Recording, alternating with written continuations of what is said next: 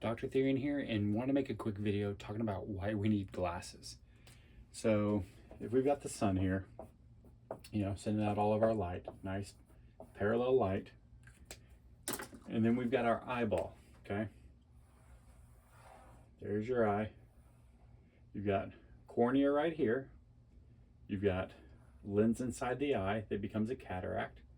You have the iris, the colored part of the eye, and then you have the retina back here. So I'm going to oversimplify this a little bit. I'm going to assume a lot of things, but it's going to get the gist about, okay?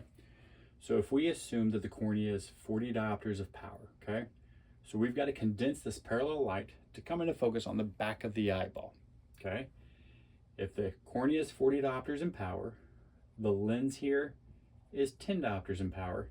Together we have 50 diopters of power, right?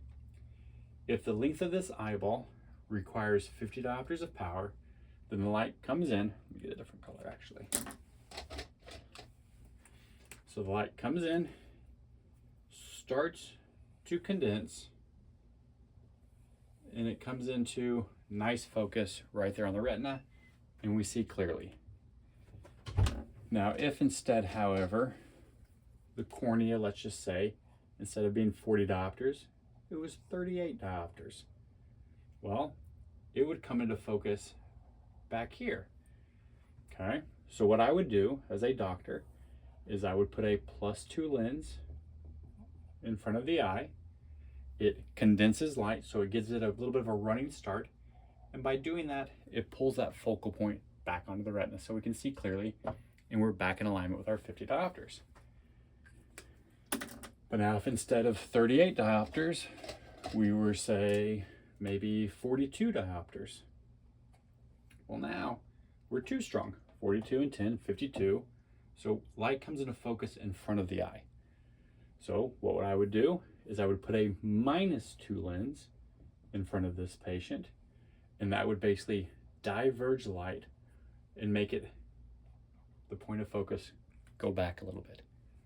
So that is pretty much in a nutshell why we end up needing glasses, because the eye is a certain length and the power of the lens is either too strong or too weak compared to the curvature of the cornea, which is either too flat or too steep, all based off the length of the eyeball. Has nothing to do, glasses have nothing to do with strengthening a muscle or weakening a muscle. And so when you see those glasses that are a giant scam on the internet that talk about being pinholes, all it's doing is saying, let's take and let's shrink it down so that instead of light coming in and coming into focus too far back here and giving this blurry zone, light comes in through that smaller pinhole, comes into focus at the same spot in the back of the eye, but it's just a smaller blur circle because of the fact that we have a smaller aperture or a pinhole. And so pinhole glasses do not strengthen or weaken muscles, just like normal glasses don't strengthen or weaken muscles. And so I'm going to do a longer video talking about this, but this was just a quick one to help answer questions. As always, this video doesn't replace the need for an eye exam. Those are still important, but this is kind of what we're doing looking at for glasses.